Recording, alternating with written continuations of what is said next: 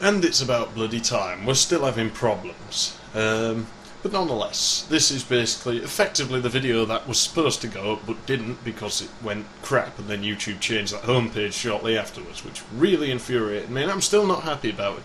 But I shan't fill that video with complaints. Now, this video, I mean, the other video's full of complaints. If you have half an hour spare and you don't want to spend it fapping or something, go and watch that. Or in fact just watch somebody else's content, because it's probably better than mine.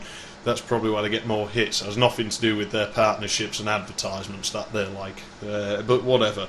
We won't go there today. Basically, I'm trying to build a 286 computer. I've had to order most of the parts from America because it actually works out cheaper.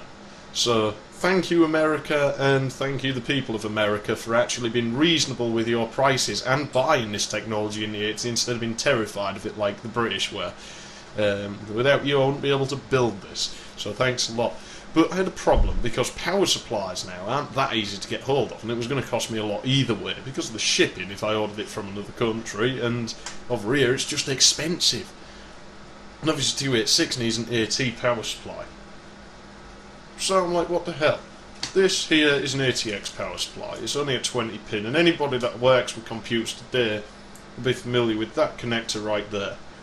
That is what gives power to the motherboard. There's no power switch or anything on these things. You can't turn them on without a motherboard, as far as a lot of people are concerned, because they don't really know what the wires do, which is fair play. You know, you don't need to know what they do.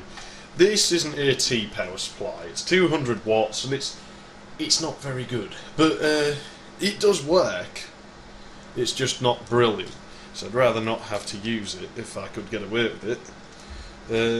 Interestingly enough, it only has 2 wires, so this may be a late AT power supply, I suspect, because it looks like they've done exactly what I was planning on I've done here. But either way, this is an AT power supply, and these are AT motherboard power connectors. Anybody who's worked on an older computer, like me, will be familiar with these, and they're probably very familiar with the little saying, black to black, you've got the knack. Red to red, and you're f***ing dead.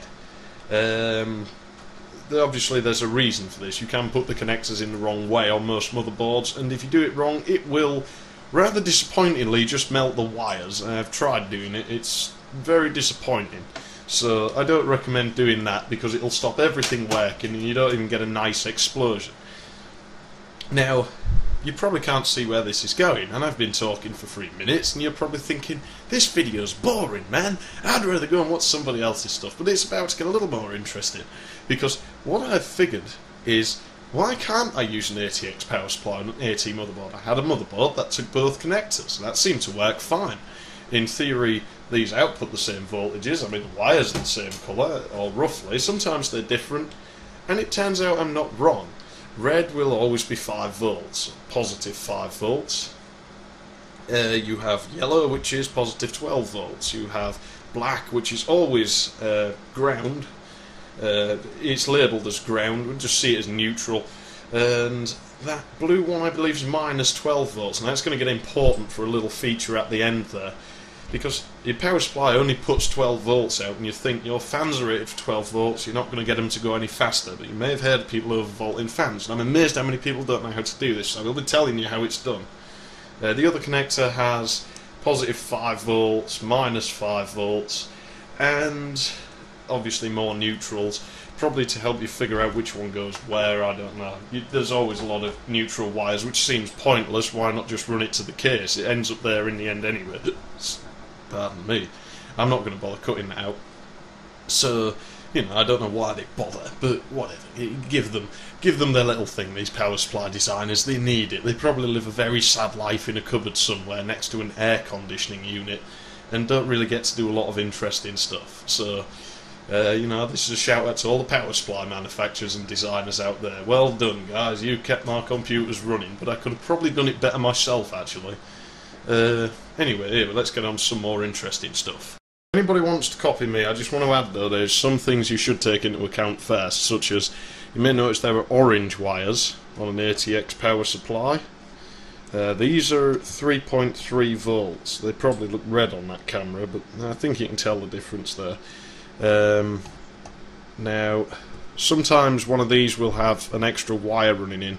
You need to keep those two wires stuck together. Like that pin, just that second one in there has two wires. You need those together or it won't start. But those 3 volts aren't going to be used for anything. And power supplies don't like being connected to nothing. The power builds up in the coil, it could arc or blow up or anything. You may run into this eventually, may not. Power supplies are quite good at shutting themselves off before anything goes wrong, luckily. So as long as you don't open it up, which you may do if you want to do things a certain way, you pretty much have no chance of hurting yourself, although obviously I don't take responsibility if you do. Everything could potentially go wrong. But that's probably a fault of the manufacturer of the power supply if it does. But all the currents are usually written on the side. Now these could vary because when the standards changed, where the voltage went obviously changed as well. A lot more voltage was lowered, so the lower voltages started to take higher currents and stuff. You know, these are all rated here, and they may not be enough. You may have to really oversize your power supply to get this working. For example, a hard drive that I've got, it's a big 5-inch thing, uses around 30 watts of electricity alone. So these are things you may want to consider.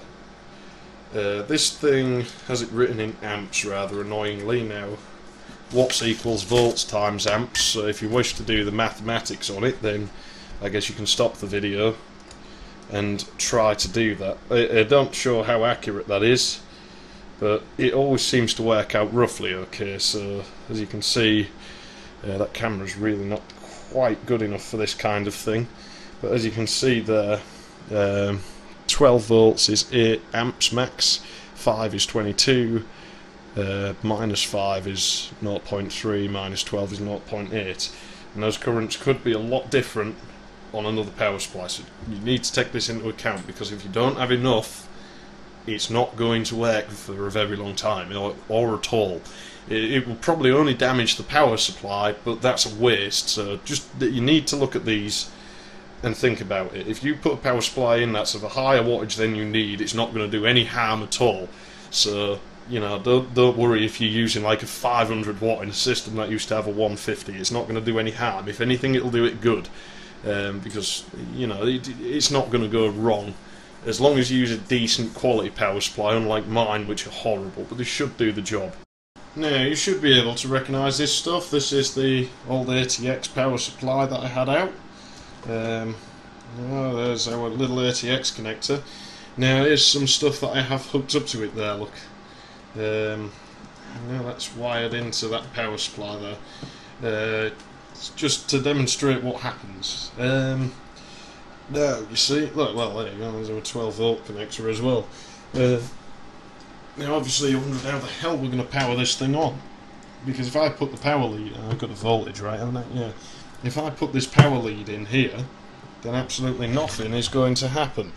Let's say you might hear a little click. And that's it, that's nothing happens.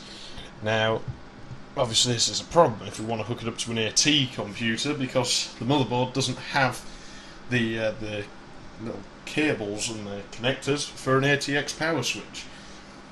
So obviously we need to think of a way of getting this thing to start up without that motherboard there.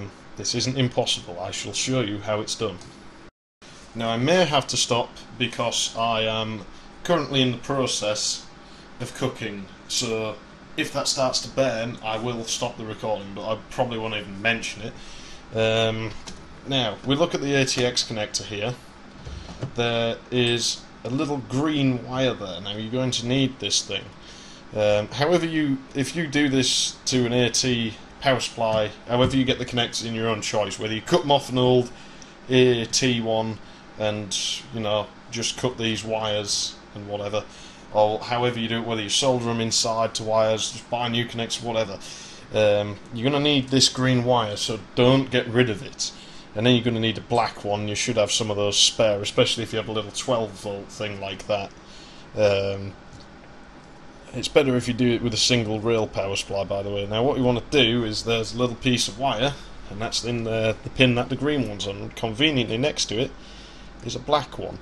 So if we put the wire over to a black one and then add the power, this thing should start up, or blow my hand off, one or the other.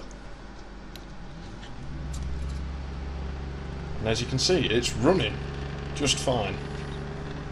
And that buzz is just vibrations. The microphone's on the same surface as this stuff. It probably wasn't the best idea looking back. But here we go. So that power supply is now powering this stuff up. As soon as I remove that wire, it goes off.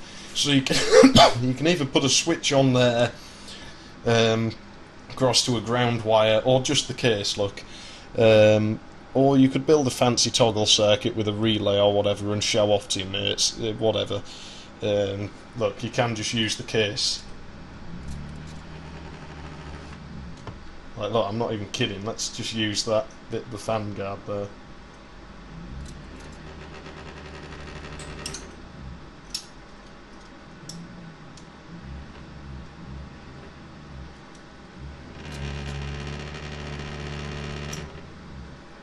So there you go, that's how you get the thing to start up.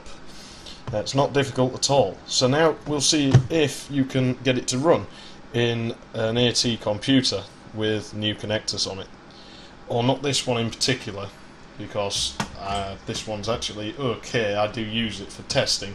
So there's another one I've done, and we should take a look at it right about now, I reckon. Or at least we will do when I've ate my pasta.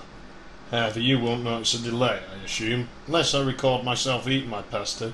If you want a video of me just sat eating my dinner, then please feel free to request one. It would be very easy to make, and you never know. The retarded things that are on this site now, I'd probably get 2 million views in a day. Okay, well here's one I made earlier. It's, yeah. The connecting system here is a little ugly because of where I cut the wires. But that'll just get tucked under the power supply in the system it's going to go in, but they don't have that yet, so we've had to use a guinea pig to test it, which is just as well anyway. This part here's a little bit more modification. That's not wired to anything at the moment, but that is an ATX power supply right there. It's about 200 and what, 250 watts, I believe. Yeah, it's pretty basic power supply, it's nothing special, so, you know, it's nothing to get excited about, you know, but either way, that's an ATX power supply. But you may notice that it has been butchered somewhat, of course, with that connector, and on the end we now have these lovely things. Now we have this original power supply in there, we're not using that, it's not attached to anything, we've got it all disconnected, look, it's not going anywhere at all, that power from that. So that thing's basically useless. So now we have to wire this one in, this ATX power supply, which is nothing too complicated. This is, you know, yeah, it is an ATX power supply. And what we've done, in case anybody cares, this camera's been a nuisance right now, is we've wired an old AT switch up to the connector there on the green wire and a black wire. So that switch will turn that power supply on and off. Sometimes that can disable certain protection systems, so you might want to be careful with it. But it shouldn't be an issue because these systems generally didn't have those. There wasn't really any risk of a lot of them overheating anyway. This one may because it's an AMD K5. I don't believe it requires a heatsink and fan. It's 100 megahertz, so I'd like to have it there.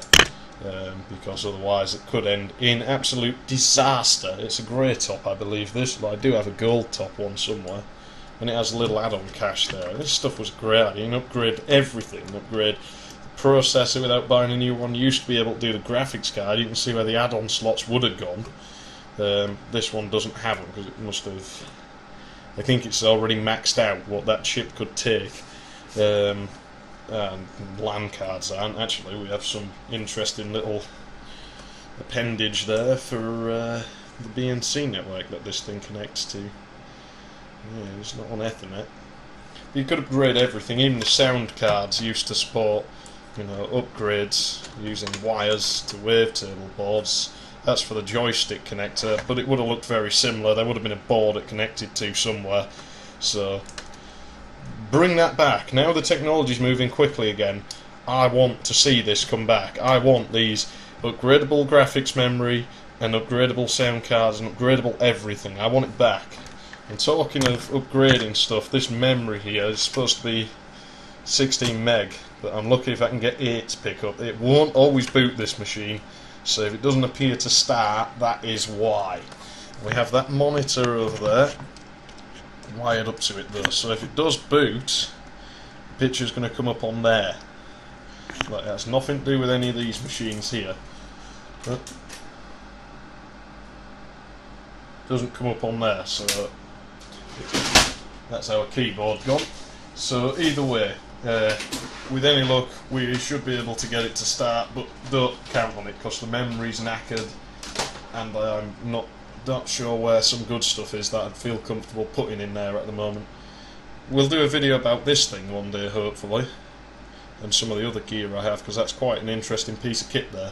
But anyway, now on to this. I'll wire it up because I'm waffling on. Stress enough that if you are not familiar with these systems, do remember black to black, you've got the knack, because otherwise it is just going to end in disaster whether you've wired everything up right or not. You can put these in the wrong way, and sometimes they're quite stiff, so you might have to give them a little shove, but don't go too hard because otherwise you'll snap the pins off. They're quite fragile. They're not like ATX connectors, which seem to be quite rugged. You can really rag them around quite a lot. These seem to be a little bit weaker, so just go easy on them. But don't be afraid to use a little bit of force just to get it in there. That should be everything we need. We've got the hard drive wired up. I need to make sure that I don't plug that modified connector in. That's running off directly to some of the power outputs. Now, if you might remember what I said before, that yellow one there is going to an unused 12 volt line there. But then there should be a black one down here, which as you can see is running where the blue wires are. So you might know what that's for already. I should really hook the CPU fan up there, shouldn't I? Right, well I reckon we can do that right about now, seeing as we need that CD drive in anyway. Where's my connectors? Where are they? Ah, here's some connectors. And there you go, you can see that is coming off this power supply, this new ATX one here. And we're going to plug that into the CD-ROM drive down there. Bloody hell, get in there. And we're going to plug that end into the CPU cooler. Out there. Now, I don't like powering things off the end of these cables because they tend to get pretty loose over time. Got a bad electrical connection, and you don't want that because it will upset the computer. Now we're going to get our power lead over here. Should be there, showing up now. I can't see the screen right now, nor am I facing the camera. I'm actually stood behind it at an angle, so I don't know whether you can see that. Now this power supply has a switch on the back, so I'm going to turn that off. And you may have heard the click there. That means that electricity is now running through this power supply, but not really going anywhere yet. It needs to go somewhere, and it's going to go into that computer right there. So now let's have a look at this. So we'll turn that on, and now we've got our little make-do DIY switch there, which we'll screw into the front of the case just like the one that's already on there. When we click that,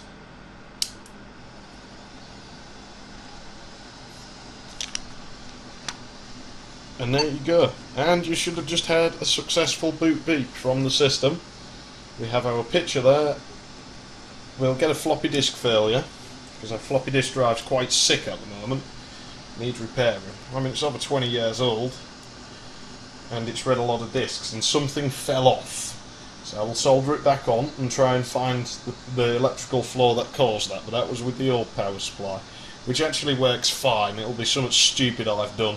like dropping a screw in and thinking, no, I'll get it later, then forgetting and powering the machine up. So as you can see, the machine is working just fine. There is absolutely nothing wrong with that other than problems that it already had. There's a very strange smell, but I actually think that's the cord for my camera on the lamp.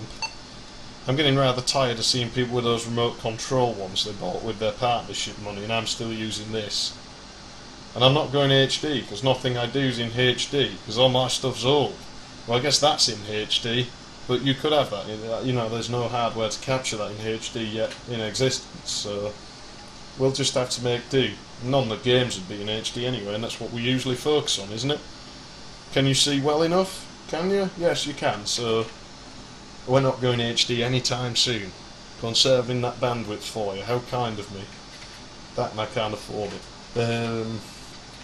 I don't know, let's put some load on the computer, shall we, and see what happens, because in theory, if it's going to blow up, it's going to be when there's load on the system.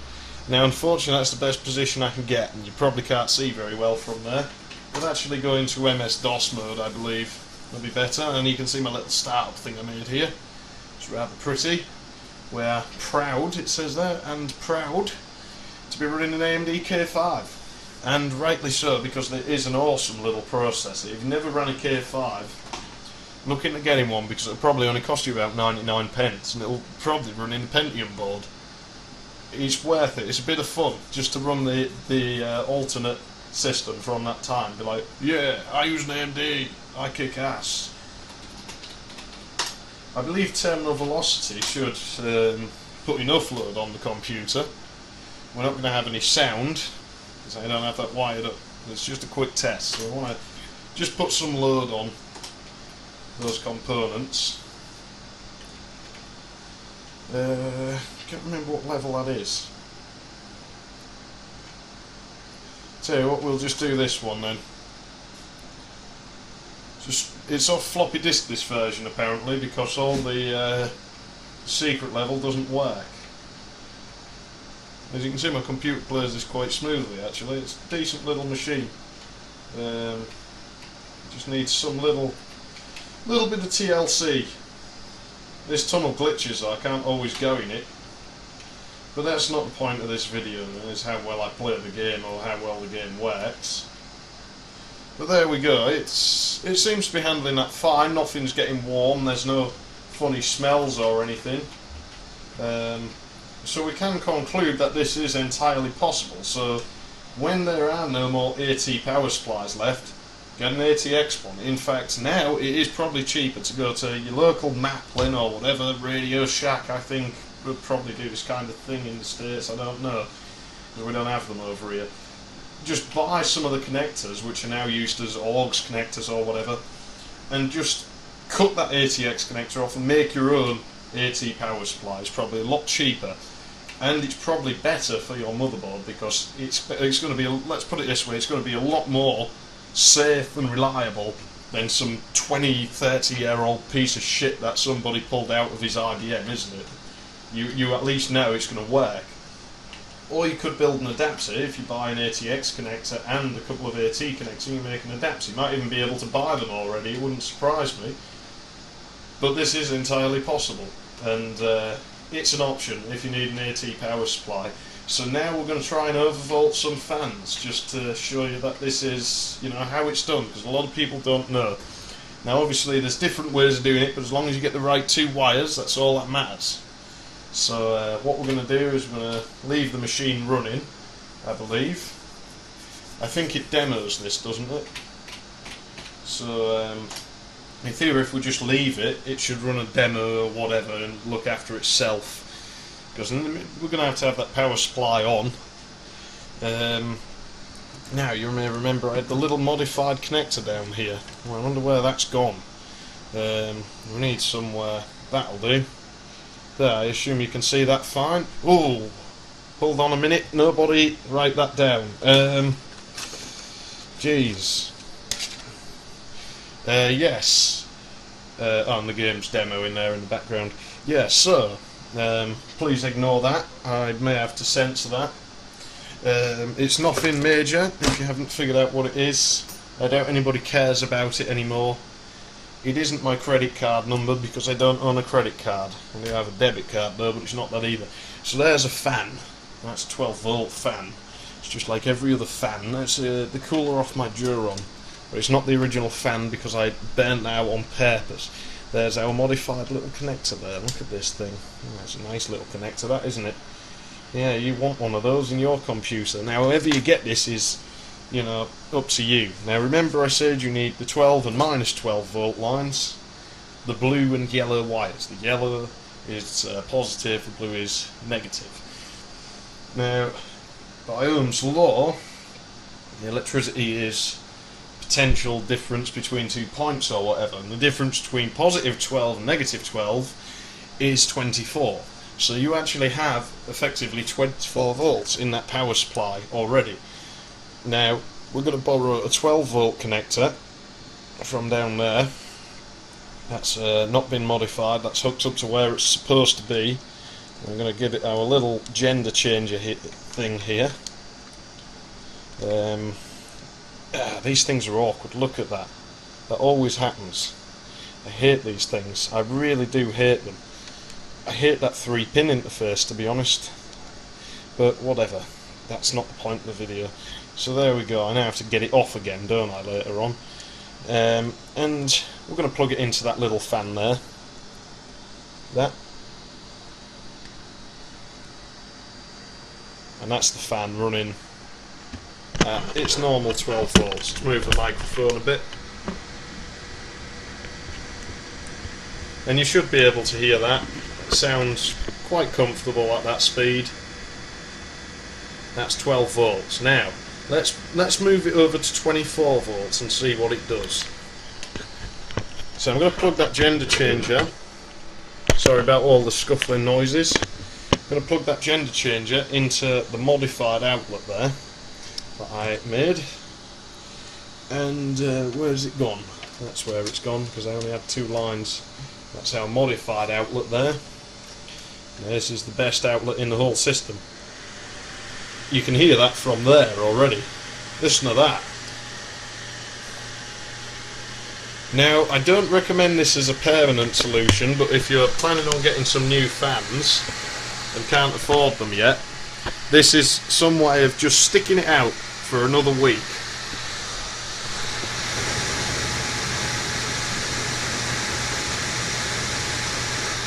I mean, good God, is that loud enough for you? I'm not bothered about the noise. You can usually hear the wear of my other machine in the background. So there we are. This is 24 volts, and that is really pushing some air out now. Vastly improved, and it's not going to do the bearings or anything any good. So,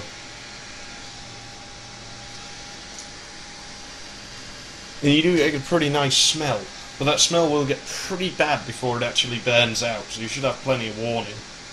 And in a modern computer, I mean, it's going to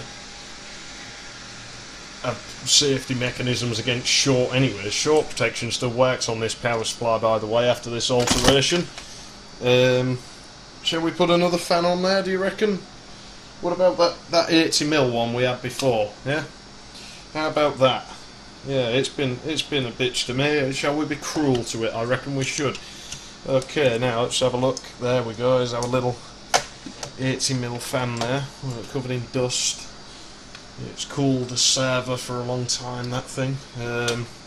So back on 12 volts, it is rather dull and boring. It's just like everybody else's aero cool. Aero? Isn't that a chocolate bar? Yeah, flag me for copyright infringement. I just said a brand name of a chocolate bar. So that's about what that's like at 12 volts. It's to be expected. Now on 24 volts, it's time to kick ass and chew bubblegum. And I'm all out of gum. That's more like it. So that's how you do that. Those are the only 2 wires you'll need.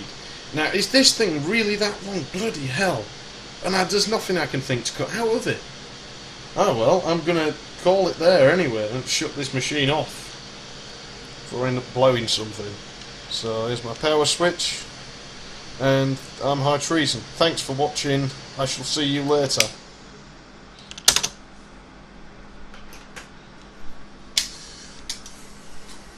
I should probably add, if you want to know more about which wire does what, Google Images is your friend. Look for AT PSU pinouts and ATX PSU pinouts, and it should tell you what each wire does.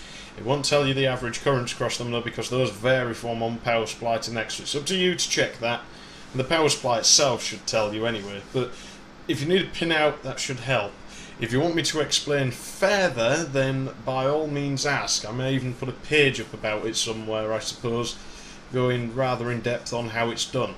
Once again, thanks a lot for watching. I hope you found this useful, or at least enjoyed it. I mean, you know, this is going to be how we run these machines when the power supplies eventually blow up in all of them. I mean, because it's going to happen. They're not going to last forever.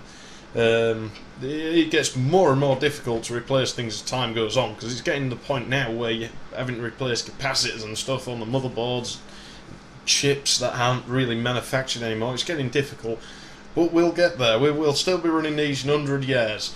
Or, I mean, I won't, because I'll probably be dead by then, but unless I get turned into a robot, I'm not in shot, am I? You know, whose idea was it to make a stand that pivoted? Because you can probably see now the way the cable's pulling that camera around, but I'm getting off topic. Either way, it can be difficult to look after these old machines, but there's always a way around it, as I've just proven. So, once again, thanks a lot for watching. I'm high treason, this is getting really long, and I'm drifting out of shot again. Look at that. It's absolutely disgusting. I'll see you later.